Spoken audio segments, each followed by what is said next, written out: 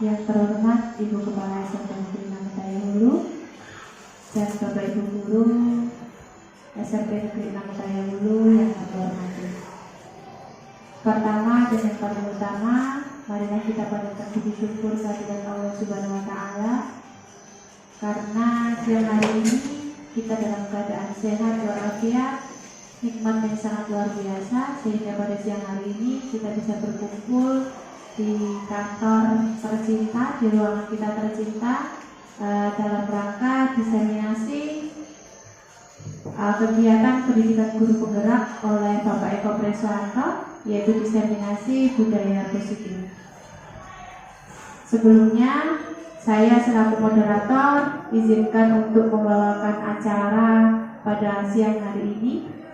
Untuk acara yang pertama, pembukaan, yang kedua, sambutan dari Ibu Kepala Sekolah, dan yang ketiga kegiatan inti, kemudian yang keempat penutup. Untuk mempersingkat waktu, kegiatan ini kita buka bersama-sama dengan membaca basmalah bersama-sama.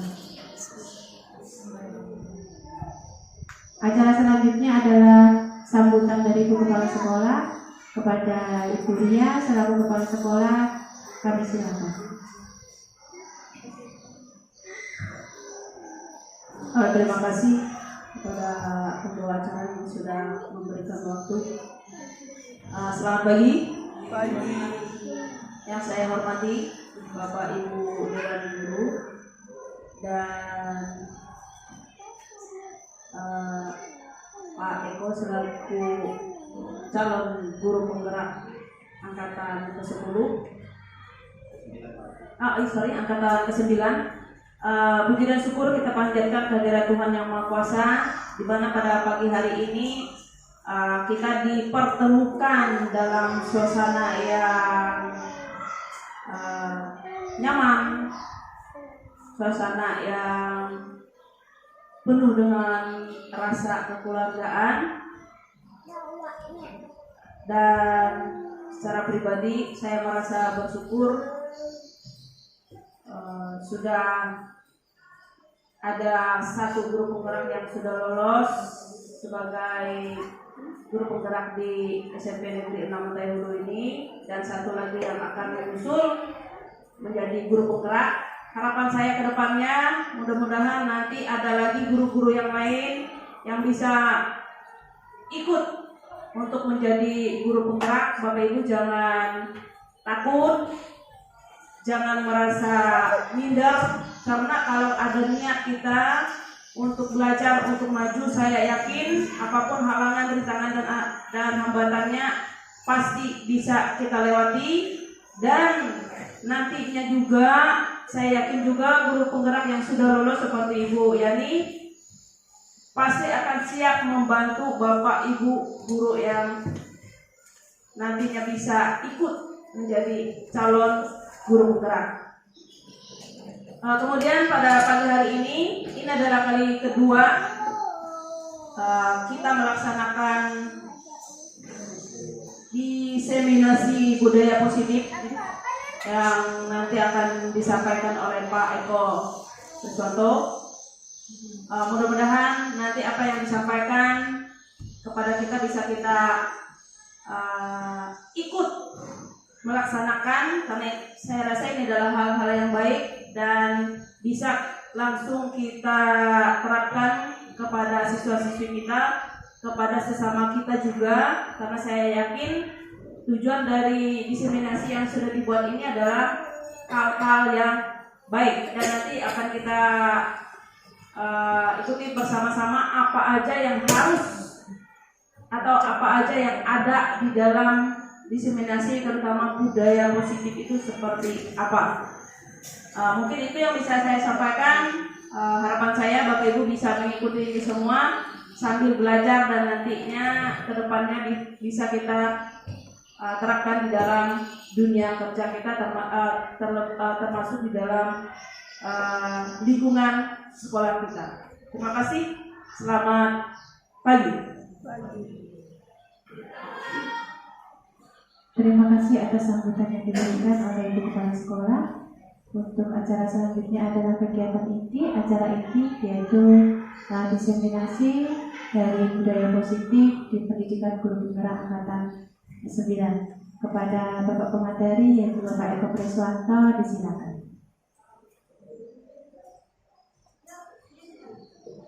Terima kasih atas waktu yang diberikan kepada saya. Izinkan saya berdiri biar lebih nyaman. Terima kasih atas waktunya untuk sekolah-sekolah yang sudah memberikan waktunya kepada saya, sehingga pada kesempatan kali ini saya bisa melakukan diseminasi modul 1.4 tentang budaya positif.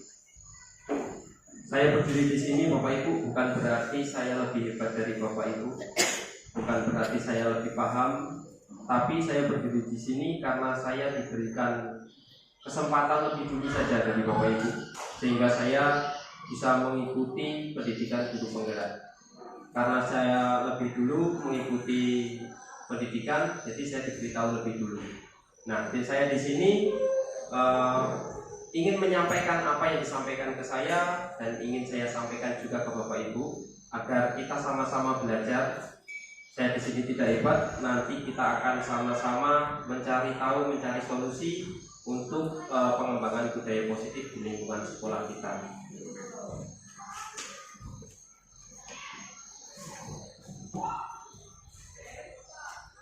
Salam hormat saya dan salam bahagia untuk Bapak Ibu guru hebat yang ada di SMP Negeri 6 Tayahulu. Saya mohon izin di sini di depan sini untuk memaparkan materi tentang budaya positif. Nah, di sini ada pertanyaan. Sebenarnya dari tadi saya menyampaikan budaya positif. Sebenarnya apa sih budaya positif dan contoh penerapan budaya positif yang ada di lingkungan sekolah kita itu sebenarnya apa? Mungkin ada dari Bapak Ibu yang tahu. Budaya positif, budaya biasanya kan budaya yang dilakukan, ya kan, dilakukan secara terus menerus. Disiplin, oke, betul sekali. Dan yang lainnya lagi, pungut sampah, betul. Itu juga salah satu budaya juga, budaya yang sering kita lakukan yang bentuknya lain. Dan yang lainnya? Oh, kebiasaan baik, betul sekali. Jadi yang disampaikan semuanya ini benar. Nah, ini kan budaya positif ini lingkungannya luas sekali. Ini dilanjutkan. Nah, budaya positif di sekolah yaitu nilai-nilai dan kebiasaan-kebiasaan di sekolah yang berpihak pada peserta didik agar mereka dapat berkembang menjadi pribadi yang kritis, penuh hormat dan tanggung jawab. Artinya kegiatan yang kita lakukan di sini ini alangkah lebih baiknya itu yang berpihak pada anak-anak. Mereka tidak merasa terbebani, tidak keberatan, tapi mereka dengan tulus ikhlas untuk melakukan kegiatan-kegiatan yang dilakukan. Nah, di sini ada konsep inti yang nantinya akan saya paparkan tentang budaya positif. Yang pertama yaitu perubahan paradigma belajar. Terus ada disiplin positif, nilai-nilai kebajikan, kebutuhan dasar manusia, motivasi perilaku manusia, posisi kontrol guru, keyakinan kelas, dan yang terakhir adalah segitiga restitusi. Yang pertama kita akan mempelajari tentang perubahan paradigma belajar. Menurut Ki Hajar Dewantara, filosofi pendidikan Ki Hajar Dewantara yang pertama itu pendidikan bukan tabula rasa. Terus semua anak terlahir dengan bakatnya masing-masing, bakatnya itu yang unik. Jadi anak-anak itu sebenarnya terlahir itu sudah punya bakat. Jadi kalau tabula rasa itu artinya kertas kosong, nggak ada apa-apanya. Bukan seperti itu. Tapi Ki Hajar Dewantara menyebutkan bahwa anak-anak itu terlahir sebenarnya sudah punya bakat. Bakatnya apa saja, nah itu yang akan kita gali bersama-sama. Jadi kita tidak bisa memaksakan anak harus bisa ini, bisa itu, bisa ini, bisa itu, tidak bisa. Karena mereka sebenarnya punya hakikatnya sudah punya bakat masing-masing. Terus yang selanjutnya yaitu budi pekerti. Tugas guru itu bukan menuntut, tapi menuntun. Kalau kita menuntun anak menyeberang jalan, berarti kan kita menuntun sampai seberang. Nah, sama, hakikatnya sama juga. Menuntun berarti kita menuntun. Ayo nak, kita bawa sampai menuju gerbang kesuksesan. Nah, kesuksesan ini disebutkan dengan selamat dan bahagia. Jadi kita nggak hanya menuntut, nak kamu harus bisa ini, bisa itu, tapi kita tidak pernah menuntunnya. Terus guru itu ibaratnya petani. Sekolah itu sawah, guru itu petani, dan anak-anak itu benih. Diibaratkan misalkan jagung, kita nanam jagung, tidak mungkin anak itu nanti akan tumbuh menjadi padi. Nah, jagung di sini adalah kodratnya. Mereka sudah punya bakatnya. Jadi tugas kita apa? Biar jagung ini tumbuh, kita harus kasih pupuk yang sesuai dengan yang dibutuhkan. Kalau yang dibutuhkan jagung pupuknya urea dan lain-lain, ya kita kasih itu. Jangan kasih yang lainnya. Terus yang selanjutnya dalam mendidik kita juga harus memperhatikan kodrat alam dan kodrat zaman. Kodrat alam itu berarti yang dimiliki oleh anak. Jadi sejak lahir mereka sebenarnya sudah memilikinya. Kalau kodrat zaman, ya kita menyesuaikan dengan perkembangan zaman. Kalau sekarang sudah dunia digital, alangkah lebih baiknya kita juga mengikuti perkembangan zaman dengan menggunakan digital dalam proses pembelajaran. Diusahakan seperti itu. Kalau memang belum bisa, ya tidak apa-apa. Perlahan-lahan kita melakukan perubahan yang disesuaikan dengan kodrat zaman. Terus pendidikan itu berpihak pada anak. Nah, ini yang kadang kita juga bingung, berpihak pada anak maksudnya seperti apa sih? Masih bingung. Misalkan anak-anak ini punya kebutuhan yang berbeda-beda. Ada anak yang sukanya belajar ini, Pak, saya sukanya belajar itu di luar kelas. Pak, saya sukanya belajar dengan membaca, Pak. Saya sukanya dengan mendengar, Pak. Nah, jadi kita memperhatikan kebutuhan-kebutuhan itu dan kita memfasilitasinya. Ya, oh ini yang dibutuhkan anak ini. Jadi kita berpihaknya pada anak. Jangan kita paksakan. Ayo kita hari ini harus seperti ini. Nah, itu kurang mungkin nanti bisa kita rubah perlahan. Oke, selanjutnya. Nah, perubahan paradigma di sini untuk membangun budaya yang positif. Sekolah perlu menyediakan lingkungan yang positif, aman dan nyaman agar peserta didik mampu berpikir, bertindak dan mencipta dengan merdeka, mandiri dan tanggung jawab. Kalau lingkungannya baik, anak pun pasti berpikirannya juga baik. Nah, lingkungan yang positif nanti bisa kita ciptakan. Nanti di bagian akhir kita akan yang namanya membuat keyakinan kelas ataupun kesepakatan kelas yang membuat anak-anak ini merasa nanti akan menjadi nyaman di lingkungannya. Terus selanjutnya disiplin dikaitkan dengan kontrol. Nah, dalam hal ini kontrol guru dalam menghadapi peserta didik. Nah, ini biasanya sebagai guru misalkan kita ada budaya kita setiap pagi mengumpulkan HP, ya kan? Kita pede bahwa kita ini sebenarnya sudah mengontrol anak untuk selalu mengumpulkan HP. Nah, lazimnya dalam disiplin itu dikaitkan dengan seperti itu. Jadi ada kontrol yang sudah kita lakukan. Oke, selanjutnya. Nah, perubahan paradigma teori kontrol menurut paparan dari Dr. William Glasser. Dalam kontrol teori untuk meluruskan miskonsepsi. Nah, ternyata selama ini kita miskonsepsi, ilusi guru itu dapat mengontrol peserta didik. Salah satu contoh tadi mengumpulkan HP. Kita itu ternyata hanya ilusi saja bahwa kita mampu mengontrol anak-anak untuk mengumpulkan HP. Nyatanya ternyata masih ada anak yang tidak mengumpulkan HP. Berarti kita tidak sepenuhnya berhasil untuk mengontrol anak. Terus ilusi bahwa kritik dan membuat orang merasa bersalah dapat menguatkan karakter. Ketika kita menghadapi anak-anak, kita kadang sering menyebutkan membuat mereka memberikan kritikan ke mereka, terus membuat mereka bersalah, itu ternyata tidak sepenuhnya tepat untuk menguatkan karakternya. Karakter mengubah karakter mereka itu menjadi lebih baik. Terus yang selanjutnya ilusi bahwa semua penguatan positif efektif dan bermanfaat. Jadi ternyata kita sudah memberikan penguatan itu ternyata tidak sepenuhnya efektif.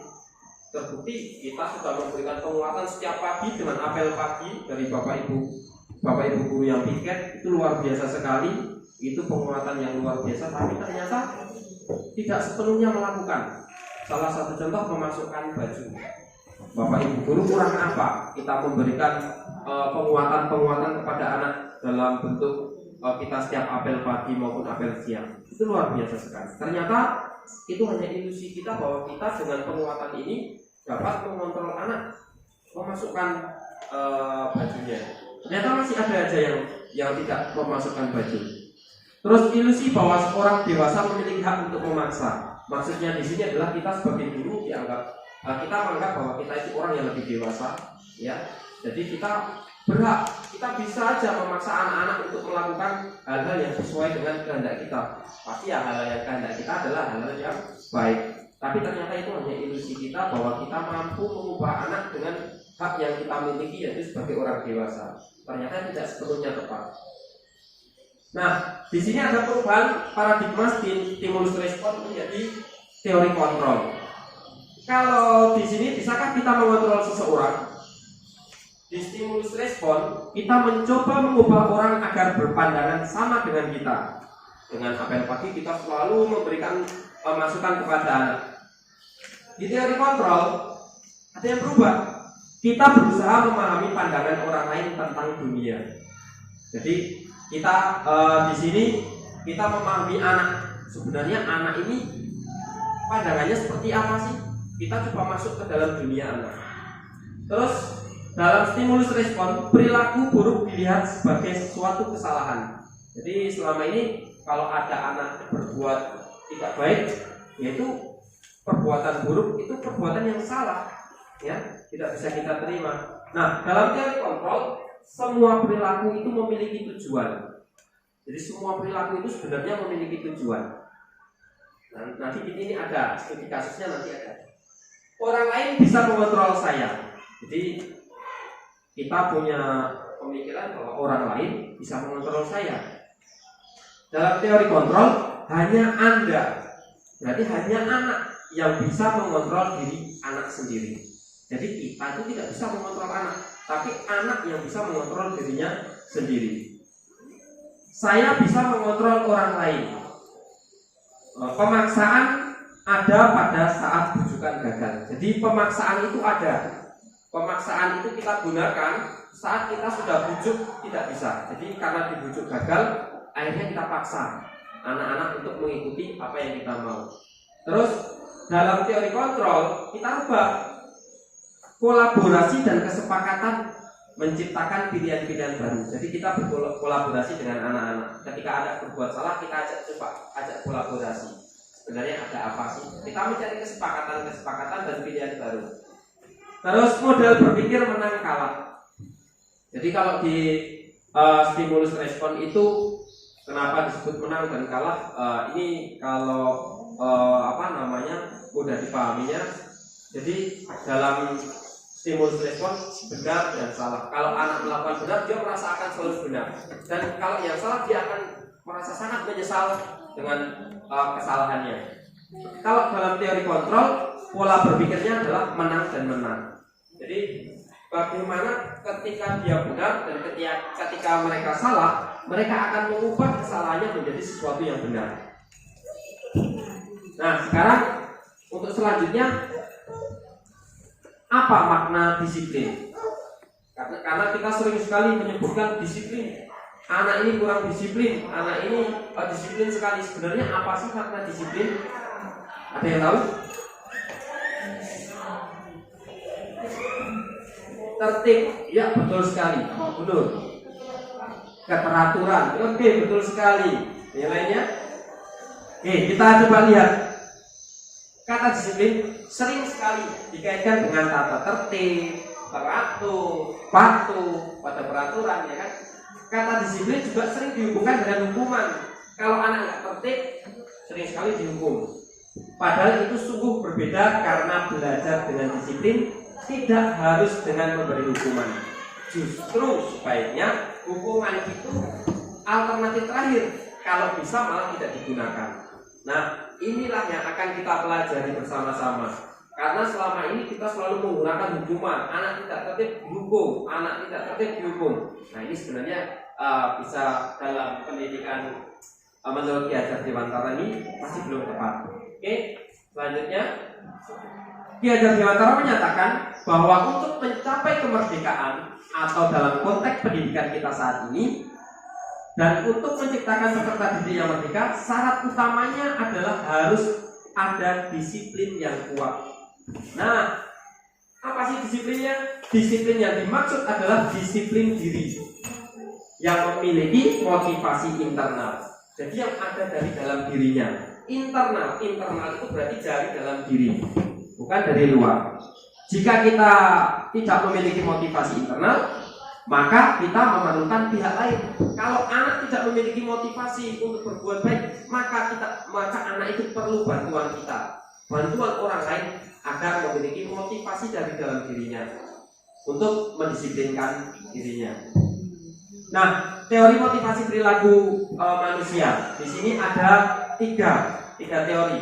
Jadi ketika anak berlaku disiplin itu punya 3 alasan. Yang pertama, untuk menghindari ketidaknyamanan.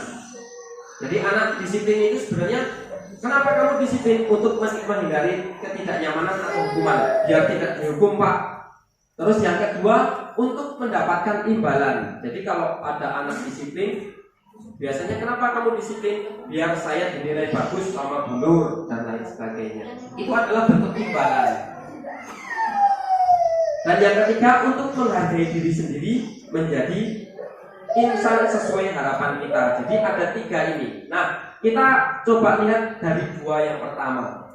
Jadi untuk menghindari ketidaknyamanan atau hukuman dan untuk mendapatkan imbalan dari orang lain. Ini adalah pengaruh dari luar atau disebut dengan motivasi eksternal. Karena itu bukan dari dalam dirinya. Karena biar dinilai baik oleh orang lain, agar dapat penghargaan, agar nyaman, tidak dihukum. Kalau saya tidak disiplin nanti dihukum Pak. Jadi takut sama hukumannya. Bukan karena dari dalam dirinya. Ini disebut dengan motivasi eksternal. Sedangkan pada poin ketiga, ini berasal dari dalam dirinya karena dia menghargai dirinya sendiri. Jadi saya berangkat pagi Pak karena yang memang saya seperti ini stylenya, berangkat selalu pagi. Saya mengerjakan tugas tepat waktu, ya memang saya seperti ini Pak. Bukan karena ingin mendapatkan penghargaan dari Bapak, misalkan seperti itu. Jadi untuk menghargai diri sendiri menjadi insan sesuai harapan. Jadi dia tidak mengharapkan dari siapa-siapa, tapi dari dalam dirinya sendiri. Inilah yang disebut disiplin. Tujuan dari disiplin itu sendiri, tujuan disiplin positif yang berasal dari dirinya sendiri, bukan dari yang motivasi eksternal. Nah, inilah yang akan kita ciptakan bersama-sama. Oke. Nah, budaya positif di sini adalah cakupan yang sangat luas sekali. Jadi universal, artinya itu sangat luas cakupannya. Nah, budaya positif ini bisa kita ciptakan dari mana sih? Nah, dari lingkungan yang positif. Kalau kita persempit lagi itu menjadi lingkungan yang positif. Dari lingkungan positif kita masukkan lagi lingkungan positif, misalkan kita ibaratkan kelas sekolah ini. Kita kecilkan lagi untuk menciptakan budaya positif ataupun lingkungan positif, kita masuk ke dalam kelas. Di dalam kelas kita akan membuat yang namanya keyakinan kelas. Nah, bagaimana cara membuat keyakinan kelas agar keyakinan kelas ini bisa terbentuk? Kita menurut pada peraturan kelas. Nah, gimana caranya? Peraturan kelas inilah yang kita buat bersama-sama dengan anak-anak. Jadi kita buat, ayo anak-anak, biar kelas kita ini menjadi nyaman, kelas ini menjadi aman, sesuai dengan kelas impian kalian. Mereka diminta untuk menuliskan kira-kira apa sih yang mereka inginkan untuk di kelas. Selama ini kan kalau kita membuat peraturan kelas, kita sendiri yang buat, anak-anak tinggal menjalankan. Nah, pada kesempatan ini anak-anak diberikan, coba kalian maunya apa sih, kelasnya seperti apa? Kita berikan kebebasan mereka menentukan peraturannya. Terus dari peraturan itulah nanti bisa kita olah menjadi keyakinan kelas. Oke, selanjutnya keyakinan kelas, hukuman dan penghargaan. Nah, ini ada poin yang sangat menarik sekali. Kemarin sempat juga saya bertanya-tanya, kenapa penghargaan masuk ke dalam sini? Mengapa tidak peraturan saja? Mengapa harus keyakinan kelas? Pasti pertanyaannya seperti itu. Hampir semua yang mengikuti pendidikan kemarin juga menanyakan seperti itu. Mengapa kita memiliki peraturan harus menggunakan helm? Misalkan kita di kota nih ya, kita hidupnya di kota yang lalu lintas padat. Menggunakan helm bila mengendarai kendaraan roda 2. Kira-kira kenapa? Kalau kita ibaratnya di kota, jangan di sini. Kita di kota, kenapa kita kalau mengendarai kendaraan bermotor kita harus menggunakan helm? Untuk keamanan, betul sekali. Yang lainnya? Takut ditilang. Itu juga. Nah, itu memang ada alasannya seperti itu. Nah, kalau takut ditilang, artinya itu motivasinya dari dalam diri sendiri atau dari luar?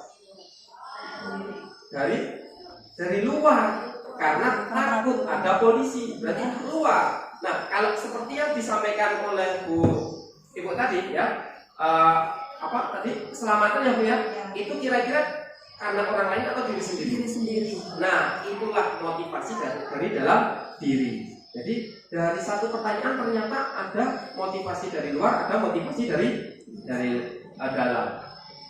Terus mengapa kita memiliki peraturan 3M, menggunakan masker, mencuci tangan dan menjaga jarak?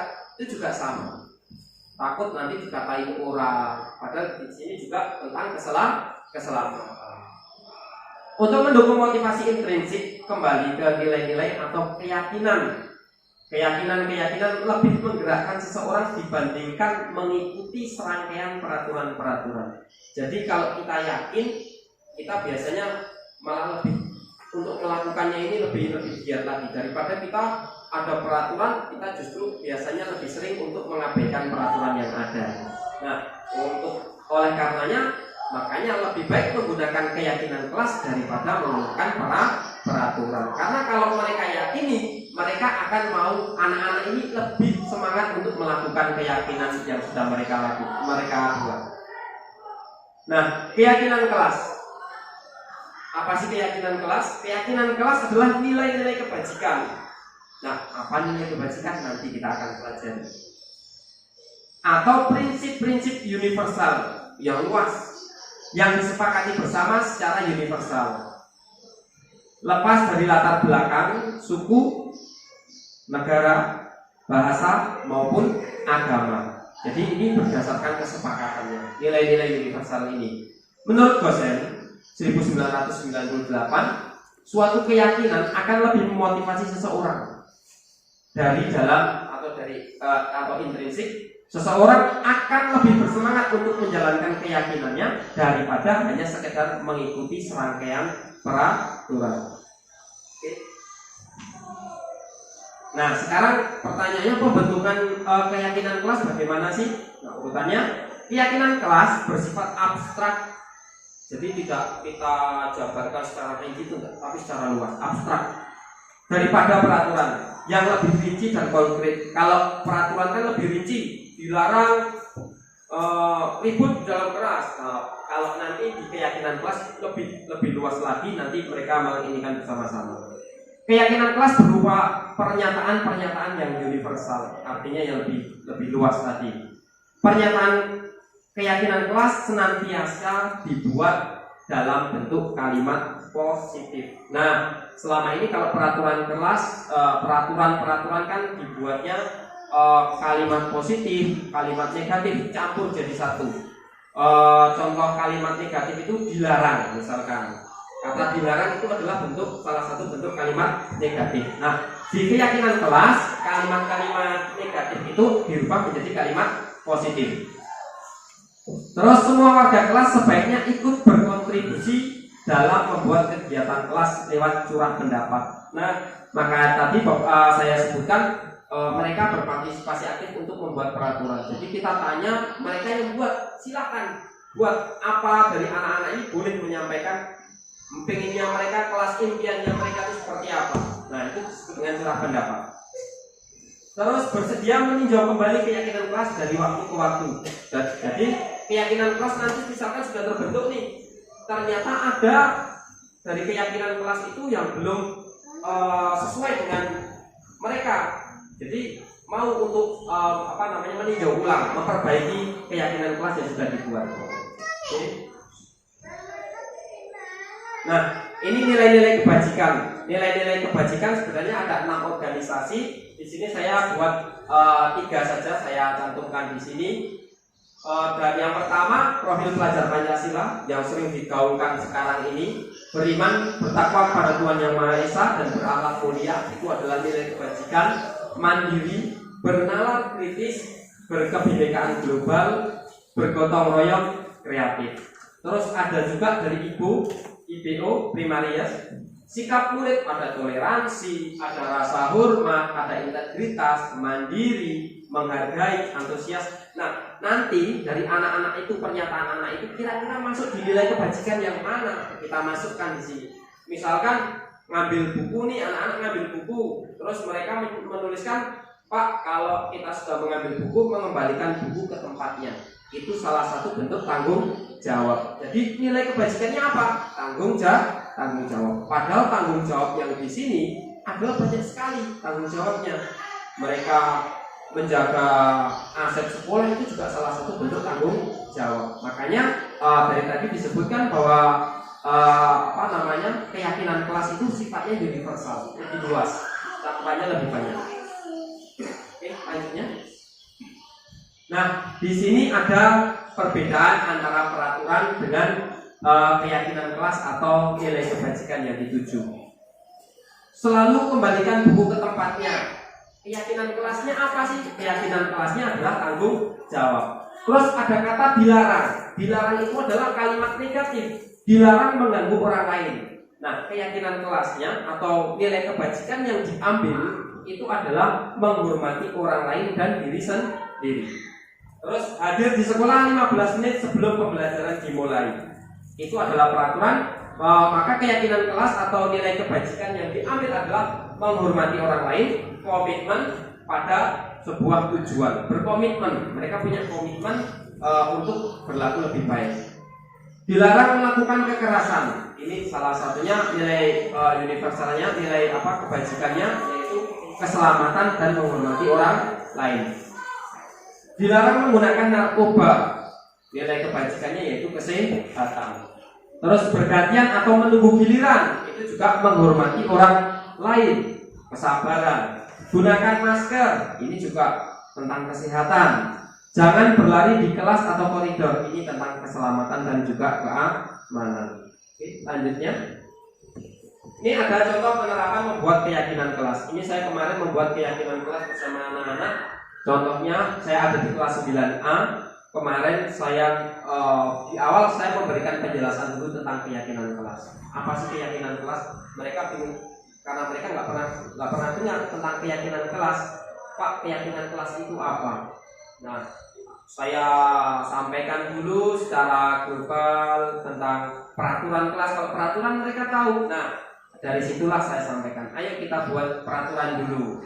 Peraturan, silakan buat peraturan, baik kalimat positif maupun kalimat negatif. Saya pancing seperti itu dulu, tujuannya agar pemikiran mereka terbuka. Setelah mereka menyebutkan walaupun ada kalimat negatif, saya mengajak mereka diskusi bersama-sama untuk membuat kalimat negatif itu menjadi kalimat positif itu seperti apa. Kemudian dari kalimat positif itu, saya sampaikan nilai kebajikannya itu apa. Mereka sepakat, akhirnya mereka paham tentang nilai kebajikan. Nah, dari situ mereka akhirnya menuliskan. Di sini yang tuliskan mereka maunya apa itu mereka tuliskan sendiri-sendiri. Jadi bukan saya yang menentukan keyakinan kelas, tapi mereka. Dari mereka ditempelkan keyakinan-keyakinan yang mereka sepakati bersama atau yang mereka punya, mereka sendiri ini tempelkan. Nah, selanjutnya, di sini saya membuat koreksi. Saya membuat keyakinan kelas ini apakah antara anak satu dengan yang lainnya ada yang sama atau tidak. Saya lihat satu-satu. Ternyata dari 18 anak kemarin yang mengikuti ini saya koreksi banyak yang sama. Akhirnya diseleksi bisa dilanjutkan Bu. Nah, di sini tersisa hanya ada 4 nilai kebajikan. Dan ini sudah sangat banyak sebenarnya kalau 4 nilai kebajikan. Nah, setelah selesai membuat nilai kebajikan, saya tanyakan kembali ke anak-anak ini. kira-kira ada yang keberatan atau tidak, setuju atau tidak. Nah, kebanyakan mereka setuju. Nah, karena setuju, kemarin saya buatkan tanda tangan tentang kesepakatan yang sudah dibuat. Nah, dari keyakinan kelas yang ada, terus dari tanda tangannya, saya tempelkan menjadi satu. Tujuannya apa? Untuk mengingatkan bahwa kepada anak-anak bahwa mereka punya keyakinan yang akan mereka lakukan. Seperti itu. Oke? Nah, selanjutnya ini yang kemarin menjadi pertanyaan yang luar biasa sekali, didukung oleh penghargaan. Ternyata penghargaan itu tidak sepenuhnya baik. Ternyata pengaruh jangka pendek dan jangka panjangnya itu ada untuk anak. Terus penghargaan itu sebenarnya menghukum untuk anak. Penghargaan mengurangi ketepatan. Nah, contohnya seperti ini. Ketika kita di dalam kelas, kita selalu memberikan penghargaan kepada anak. Wah, anak ini pada pertemuan ini tepat. Kita kasih penghargaan. Ternyata di pertemuan selanjutnya, anak itu mengerjakannya asal-asalan.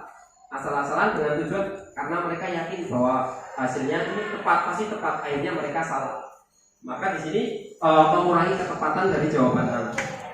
Penghargaan tidak efektif. Terus yang selanjutnya penghargaan merusak hubungan. Nah, penghargaan merusak hubungan itu misalkan di dalam kelas kita buat rankingan, ada anak yang pintar dan ada anak yang tidak pintar. Ternyata ini juga dapat merusak hubungan. Atau ranking 1, ranking 2, ranking 3 itu ternyata juga bisa merusak hubungan. Anak yang rankingnya di bawah atau ranking 3 atau ranking 4 akan iri dengan ranking 2, akan iri dengan ranking 1. Ya kalau irinya dalam bentuk positif. Kalau bentuknya negatif, nah ternyata dari penghargaan itu dapat merusak hubungan. Nih, makanya di sinilah kemarin kita sampai bertanya-tanya kok bisa seperti ini. Oke, selanjutnya. Nah ini ada pertanyaan Bapak Ibu tentang apakah ini termasuk hukuman, apa ini termasuk dalam konsekuensi. Yang pertama, mencatat 100 kali dalam buku kalimat saya tidak akan terlambat lagi karena terlambat di sekolah. Kira-kira hukuman atau konsekuensi? Hukuman. Oke, kita simpan dulu. Yang kedua, lari mengelilingi lapangan basket 2 kali. Ini termasuk hukuman atau konsekuensi? Hukuman atau konsekuensi? Hukuman, konsekuensi. Ya. Murid diminta untuk push up 15 kali. Kira-kira hukuman atau konsekuensi? Hukuman. Menggantikan kertas tugas teman yang telah dicoret-coret. Konsekuensi. Membersihkan tumpahan air di meja tulis. Konsekuensi. Meminta murid tidak mengenakan sepatu seharian di sekolah karena tidak mengenakan sepatu hitam. Cekeran seharian nih. Hukuman atau konsekuensi? Konsekuensi. Ada yang konsekuensi, ada yang hukuman. Lari mengelilingi lapangan basket 2 kali karena terlambat 10 menit. Konsekuensi, ada yang konsekuensi, ada yang hukuman. Nah, kita coba lihat. Nah, mencatat 100 kali benar, tadi hukuman. Terus lari mengelilingi lapangan basket itu juga hukuman karena ada bentuk fisiknya di sini. Murid diminta untuk push up. Nah, lagi-lagi ada bentuk fisiknya, berarti ini adalah hukuman. Terus menggantikan kertas, benar sekali tadi adalah konsekuensi.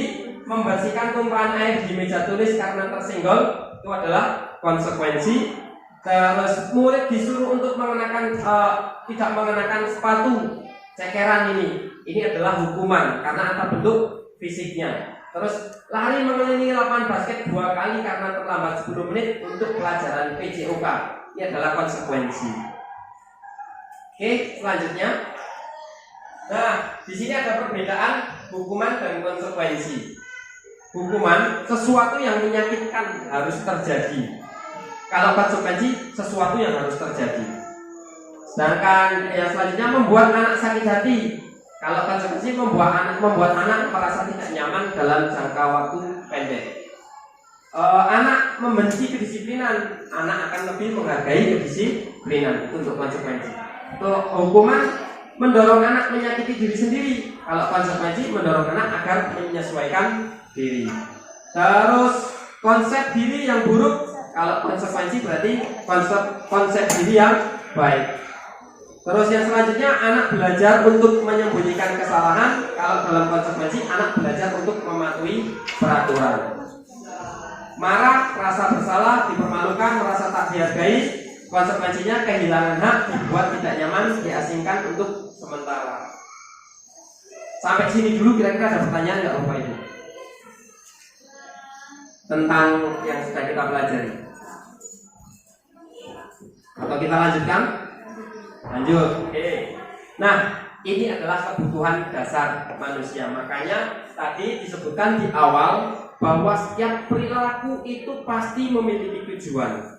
Tujuan yang pertama adalah survival, yaitu bertahan hidup. Terus ada tujuan kebebasan, ada tujuan penguasaan, ada tujuan cinta kasih atau rasa diterima. Ternyata anak itu juga butuh seperti itu. Manusia itu butuh seperti itu. Terus tujuan untuk kesenangan. Jadi ini adalah 5 kebutuhan dasar manusia yang ingin dituju. Maka tadi di awal disebutkan bahwa setiap perilaku itu memiliki tujuan. Tujuan yang dimaksud adalah 5 ini kebutuhan dasar manusia. Ini ada contoh kasus. Ibu Ani, guru kelas 7 di SMP Pelita, sedang bingung menghadapi ulas salah satu murid di kelasnya. Agus, dan Pak Agus ya, ini nama muridnya ini. Beberapa anak telah datang dan mengeluhkan Agus yang seringkali meminta bekal makan siang mereka dengan paksa. Agus ini selalu meminta bekal temannya dengan paksa. Jika Anda menghadapi situasi seperti Ibu Ani, apa yang akan Anda lakukan? Menurut Anda, kira-kira apa alasan Agus melakukan hal itu? Nah, kita harus memperhatikan 5 kebutuhan dasar manusia ini untuk menjawab pertanyaan yang ada. Jadi kita selama ini kita langsung marahin si Agus. Ternyata dengan mempelajari 5 kebutuhan dasar ini, kita memiliki beberapa pertanyaan. Oke, silakan. Dalam konteks penerapan disiplin positif, Ibu Ani sebaiknya mencari tahu alasan Agus melakukan tindakan tersebut, mengetahui kebutuhan mana yang sedang berusaha dipenuhi Agus. Jadi tindakannya Agus ini sebenarnya untuk memenuhi kebutuhannya. Nah, kita cari tahu apabila jawaban Agus karena ia lapar dan orang tuanya tidak membawakannya bekal makan siang, maka kebutuhannya yang ingin dicapai adalah survival atau kebutuhan bertahan hidup. Jadi kalau Agus nggak makan, dia akan kelaparan, akan sakit dan lain sebagainya. Artinya dia akan untuk bertahan hidup. Terus yang selanjutnya, apabila jawaban Agus karena senang temannya jadi memperhatikan dia, berarti kebutuhannya yang ingin dicapai oleh Agus itu sebenarnya cinta dan rasa diterima. Jadi biar saya ini diterima sama kawan-kawannya, senang, jadinya seperti itu. Terus apabila jawaban Agus adalah dia merasa hebat karena temannya jadi takut, ya karena dia malak dan lain sebagainya, karena dia bangga ditakuti oleh kawannya. Ternyata kebutuhan yang ingin dicapai oleh Agus ini adalah penguasaan, rasa menjadi seorang penguasa. Seperti itu. Pengakuan atas kemampuannya karena dia pandai bela diri dan lain sebagainya. Apabila jawaban Agus karena ia merasa bosan dengan bekal yang dibawakan ibunya, dibawakan cuma mie terus tiap hari, jadi dia bosan. Akhirnya dia minta kawan-kawannya. Jadi ada yang ingin dicapai oleh Agus itu sebenarnya kebebasan untuk memilih. Jadi pengennya jangan makanan ini terus, tapi karena Agus di rumah tidak punya kebebasan itu, maka dia mencari kebebasannya di sekolah. Dan yang terakhir ini, apabila jawaban Agus karena iseng, berarti ada kebutuhan yang ingin dicapai karena iseng, berarti dia ingin mencapai kebutuhan yang namanya kesenangan. Nah, ternyata dari satu kasus kita bisa melihat ternyata tujuan anak itu berbeda-beda, tergantung sebenarnya apa sih yang ingin dicapai. Nah, inilah kebutuhan dasar dari setiap manusia. Sama seperti kita pun setiap tindakan kita pasti punya tujuan. Tujuannya untuk apa? Tujuannya untuk apa? Oke, selanjutnya. Nah, sampai sini dulu ada pertanyaan. Oke, silakan Bu.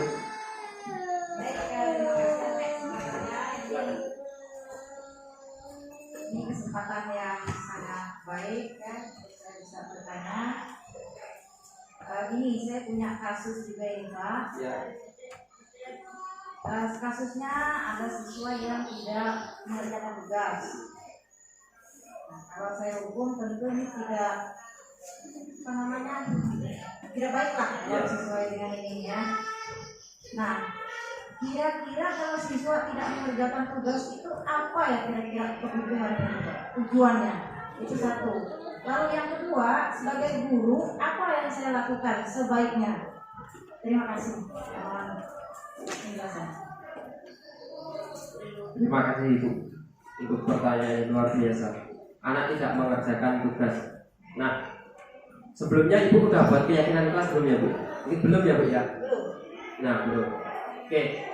Ada 5 kebutuhan tadi. Ibu bisa kembali dulu kebutuhan ini. Lagi. Nah, di sini ada beberapa alasan dari tujuannya bertahan, kebebasan, ya, ada penguasaan, cinta kasih, kesenangan. Kemarin Ibu sempat tanya nggak Bu, anak kenapa nggak mengerjakan tugas gitu Bu? Apa Bu jawabannya Bu? Lupa. Berarti dari 5 ini kira-kira apa Bu maksudnya Bu? Dia tuh lupa itu artinya apa? Lupa, tidak ada yang mengingatkan. Artinya tidak ada yang sayang sama dia Bu. Dia butuh cinta kasih sayang dari orang tuanya atau daripada kita sendiri sebagai guru yang selalu mengingatkan. Jadi dia pengennya kita tuh menyayanginya dengan tulus gitu loh Bu. Ini masuk di situ juga bisa. Jadi karena dia bilangnya lupa, biasanya karena dia kurang kasih sayang, karena kurang perhatian dari kita. Ya bisa jadi Pak, cuma satu pertanyaan. Kalau Ya. lupa sekali, ya bisa jadi. Iya. Kalau lupanya selalu. Kalau lupanya selalu, nah Tugas. kalau ditanya selalu lupa terus. Nah, ini ada lain lagi berarti Bu. Jadi lupanya ini dijadikan sebuah alasan. Mungkin dia memang senang ditegur sama ibu, artinya dia mencari kesenangan Bu sebenarnya. Kesenangannya ditegur. Jadi karena ditegur ibu, artinya dia nanti akan, wah saya diperhatikan nih. Seperti itu juga bisa. Tujuannya dia memiliki tujuan sebenarnya Bu. Kenapa dia selalu mengatakan lupa, sengaja sebenarnya Bu, agar ditegur sama ibu. Itu juga bisa. Terus jadi saya Solusinya salah satunya adalah membuat keyakinan kelas. Mudah-mudahan dari keyakinan kelas itu anak akan sadar bahwa ternyata saya tidak menjadi orang yang tidak bertanggung jawab.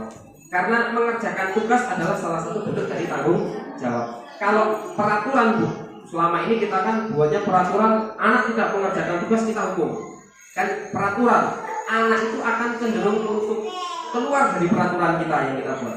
Tapi kalau mereka yakin dengan apa yang mereka yakini, pasti mereka akan melakukan. Jadi nanti dicoba untuk membuat keyakinan, Bu, dicoba saja dulu. Kalau memang tidak ada perubahan, coba nanti ada cara nanti Bu. Yang terakhir nanti kita ada selanjutnya menggunakan segitiga restitusi. Nanti kita akan cari, kita akan kelola bersama anak ini mau jadi apa. Gitu. Ada lagi Bu? Ya. Oke.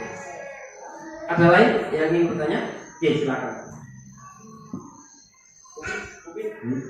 Terima kasih atas kesempatannya. Di sini saya sebagai guru Pijoka ya Pak ya. Ya. Di sini saya tidak ke keyakinan kelas, saya lebih ke kesepakatan kelas. Ya, sama. Ya. Tapi saya bingung. Saya setiap awal semester saya buat kontrak kerja dengan anak-anak. Tolong anak-anak catat di halaman paling depan kesepakatan kelas kita. Satu itu apa? Setelah kalian mau apa ya kan? Contohnya Pijoka itu harus membawa pakaian olahraga harus lengkap. Di sini kasus saya bisa kita lihat hampir setiap Pijoka anak-anak pasti warna-warni. Ada yang pakai seragam, ada yang pakai baju olahraga. Kesepakatan maksudnya kesepakatan tadi anak-anak ini tidak menghiraukan dan malah menimbal balikan kepada gurunya, Pak, saya cuma bawa baju Pak, saya cuma bawa celana, boleh nggak Pak? Jadi tindakan saya sebagai guru sendiri untuk menyenangkan anak saya perbolehkan. Dalam kasus ini apa yang seharusnya saya ulas balik lagi dalam kesempatan kelas saya. Terima kasih. Terima kasih Pak. Ya luar biasa ini. Memang anak-anak kita ini luar biasa kreatif. Kesepakatan kelasnya yang penting pakai seragam, boleh ikut Pak, katanya gitu. Celana kan seragam Pak, begitu pasti bilangnya. Oke, yang perlu tadi disampaikan juga pada keyakinan kelas atau kesepakatan kelas sama Pak. Ada poin terakhir tadi mau untuk mengulas kembali. Artinya mungkin yang perlu dilakukan mengulas kembali lagi ini salah satu poin yang pertama tadi memakai baju atau seragam disampaikan Pak secara rinci. Jadi disampaikan secara rinci seragam yang dimaksud adalah baju dan celana. Dan diusahakan Pak lebih baik itu selain tapi ini karena pelajaran ya Pak ya, boleh di dalam buku bisa ditempel di kelas pun sebenarnya juga bisa Pak, agar mereka itu setiap masuk kelas baca kalau olahraga harus pakai seragam ini seperti ini. Mungkin nanti yang perlu direvisi lagi bersama dengan anak itu Pak, baju itu adalah seragam itu baju dan celana, dan yang membuat diusahakan itu memang anak Pak. Jadi mereka itu yakin dengan dengan kita memakai baju dan celana ini berarti kita itu berlaku baik gitu Pak. Jadi diusahakan yang membuat kesepakatan itu adalah anak-anak. Kita hanya menemani saja. Kira-kira bagaimana dan setelah selesai kita tanyakan lagi sama anak, ada yang keberatan atau tidak. Kalau memang tidak ada, mereka suruh tanda tangan Pak. Tanda tangannya kita tempel lagi biar mereka juga ingat dengan kesepakatan yang kita buat. Jadi pas nanti anak tidak bawa baju, dia akan sadar diri. Saya nggak bawa baju, saya salah ini. Dia akan berusaha untuk mencari baju, misalkan pinjam ke kawannya. Mungkin seperti itu dulu Pak, dicoba. Itu Pak. Tapi ini seperti yang kita bilang, ya, kita merevisi lagi nggak dari kesepakatan kelas tadi, kesepakatan apa loh? Iya. Saya kan kemarin sudah membuat meminta anak-anak ini membuat keyakinan itu mereka saja mendiskusikan semua soal seperti 9B, 9A, 8B dan 8A. Tapi sesungguhnya tantangan masing-masing secara itu dua tangan. Apa yang saya katakan tadi pinjam kembali yang saya buat tadi bersama anak-anak yang saya sepakati. Tapi anak-anak ini selalu kalau semua olahraga itu tidak mengubah itu bagaimana caranya dihukumkan kesepakatan di kelasnya kami setiap kali training lapangan 10 kali. Waktu sudah tapnya sudah bawa baju tapi mau bermain di sana. Ya oke. Ini ada jawabannya nanti. Nah, hampir sama. Nanti kita pakai yang namanya anaknya selalu sama atau beda-beda Pak? Sama. Anaknya sama kan? Itu saja. Nanti kita ada caranya, yaitu menggunakan segitiga restitusi. Jadi kita akan cari solusi bersama. Jadi sebenarnya kita cari tahu apa sih sebenarnya alasannya anak selalu anaknya ini saja tidak bawa baju. Nanti ada solusinya, kita pakai segitiga restitusi. Nanti saya sampaikan Pak di ini. Oke, saya lanjutkan dulu ya Pak ya. Oke. Nah sebenarnya yang lainnya ada pertanyaan lagi ya? Aman? Oke, lanjut ya. Nah ini posisi kontrol Bapak Ibu Guru. Jadi posisi kontrol itu ada 5. Yang pertama adalah penghukum. Selama ini yang kita lakukan posisi kontrol guru itu adalah yang pertama penghukum, terus pembuat merasa bersalah, teman, pemantau, dan yang terakhir adalah manajer. Nah dari kelima posisi kontrol ini, yang paling baik yang harusnya dilakukan oleh seorang guru adalah posisi manajer. Terus yang selanjutnya ini posisi kontrol sebagai teman. Nah ini saya juga sama, sering melakukannya ini. Guru berkata kalau kita sebagai teman biasanya membuat alasan-alasan untuk muridnya. Jadi kita misalkan ada anak terlambat nih, karena kita menganggap sebagai teman, guru akan membuatkan alasan. Oh, anak ini terlambat karena tadi apa seperti itu. Terus guru berkata, ayolah lakukan demi ibu, ayolah lakukan demi bapak. Jangan sampai nanti bapak atau ibu dimarahin sama kepala sekolah. Ayolah lakukan yang lebih baik lagi. Nah, ada ajakan, ya menganggap sebagai teman, selayaknya teman. Terus hasilnya apa? hasil yang didapati oleh anak yang kita anggap sebagai teman akan ketergantungan. Kalau dia buat kesalahan, tenang, nanti ada Pak Sumitro, tenang, nanti ada dunia yang membantu saya. Jadi ada ketergantungan dari anak. Terus kaitan dengan dunia berkualitas, murid meletakkan guru sebagai orang yang sangat penting di dunianya. Jadi meletakkan misalkan Pak Sumitro yang selalu membantu menganggap teman, jadi meletakkan Pak Sumitro ini menjadi orang yang sangat penting untuk anak itu. Jadi seperti itu. Terus murid berkata, saya pikir ketika nanti ada permasalahan lagi, saya pikir bapak atau ibu akan membantu saya. Jadi karena ketergantungan ada masalah, akhirnya menyampaikan seperti itu. Saya pikir bapak atau ibu akan membantu saya. Ternyata tidak. Jadi dampaknya apa? Anak akan menjadi lemah, tidak mandiri karena ketergantungan oleh guru yang selalu menganggapnya sebagai teman. Itu adalah posisi sebagai teman. Terus yang selanjutnya yang keempat adalah pemantau. Ini juga ada sedikit peningkatan. Jadi di sini guru berkata menghitung dan mengukur. Jadi kira-kira kalau kamu berbuat ini benar atau salah. Kalau kamu seperti ini baik atau tidak. Jadi diukur-ukur. Terus apa peraturannya? Kok kamu seperti ini? Seperti itu. Terus nanti hasilnya anak akan mulai menyesuaikan diri bila dievaluasi. Tapi kalau enggak, ya enggak akan menyesuaikan diri. Terus murid meletakkan guru peraturan dan hukuman di dunia berkualitas. Meletakkan gurunya, peraturannya ke dalam dunianya anak-anak. Jadi peraturannya seperti ini, saya harusnya seperti itu. Ada guru ini yang selalu seperti ini, nah seperti itu. Terus hasilnya menitik beratkan pada sanksi atau hadiah untuk dirinya. Jadi kalau dia berbuat salah, dia tahu akan diberikan sanksi. Kalau dia berbuat baik, dia mengharapkan adanya imbalan. Ini adalah posisi pemantau. Nah, ini adalah posisi yang terbaik yang harusnya kita lakukan, yaitu posisi kontrol kita sebagai seorang manajer. Mengharapkan mengajukan pertanyaan-pertanyaan. Jadi kalau ada anak yang salah atau anak yang kurang tepat, kita sebagai guru itu mengajukan pertanyaan-pertanyaan. Apa yang diyakini oleh anak dan kita semua. Terus apa yang bisa kau kerjakan dan seterusnya. Terus setelah itu apa hasilnya? Akan menguatkan pribadi daripada anak. Terus murid meletakkan dirinya sebagai individu yang positif dalam dunianya. Terus bagaimana caranya saya memperbaiki keadaan? Jadi anak nanti akan berusaha mencari cara untuk memperbaiki kesalahannya. Terus dampak pada muridnya, dampaknya nanti anak dapat mengevaluasi diri.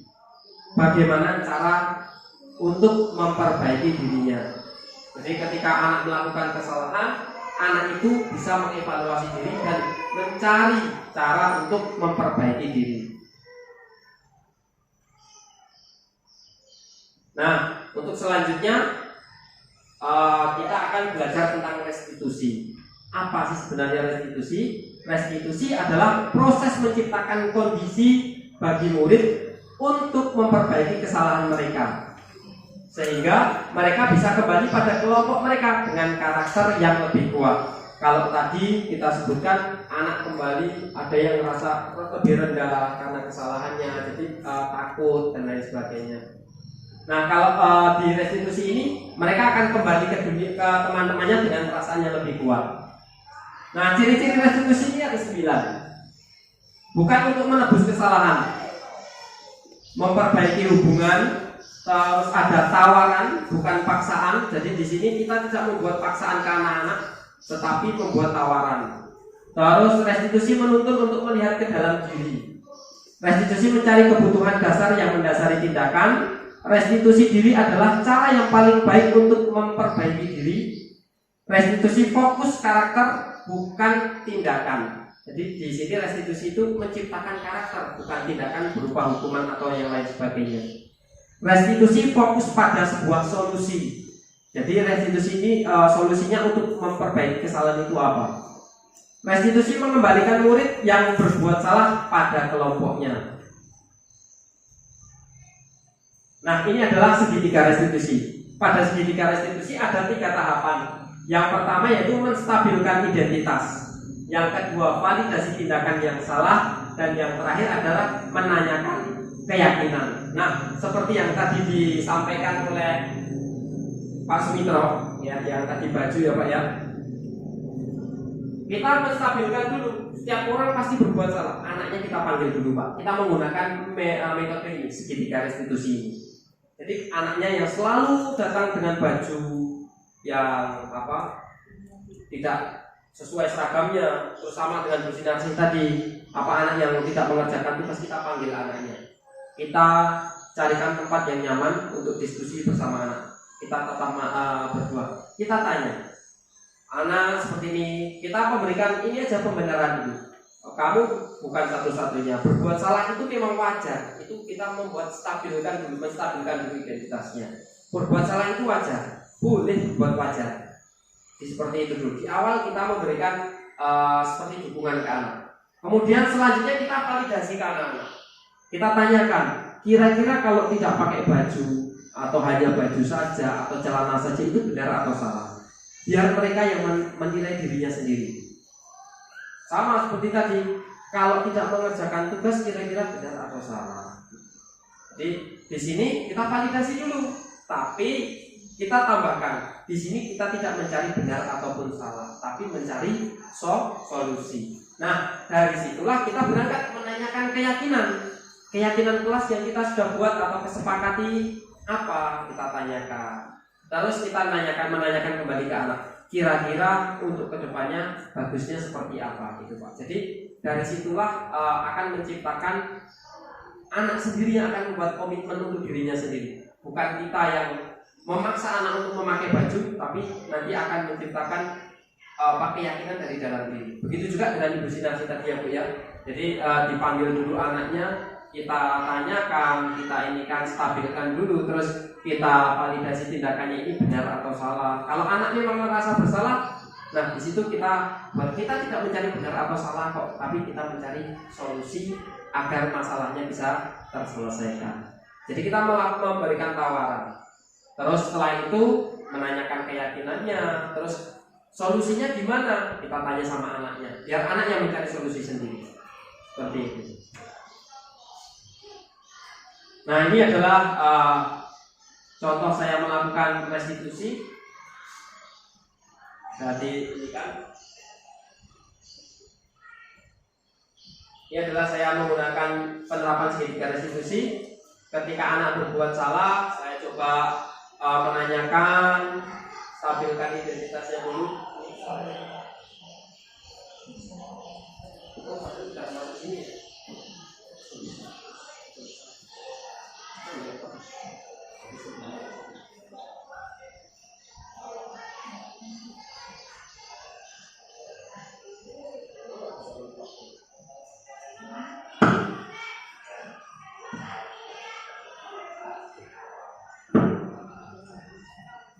Di sini saya menanyakan, pasti semua orang itu pernah melakukan kesalahan.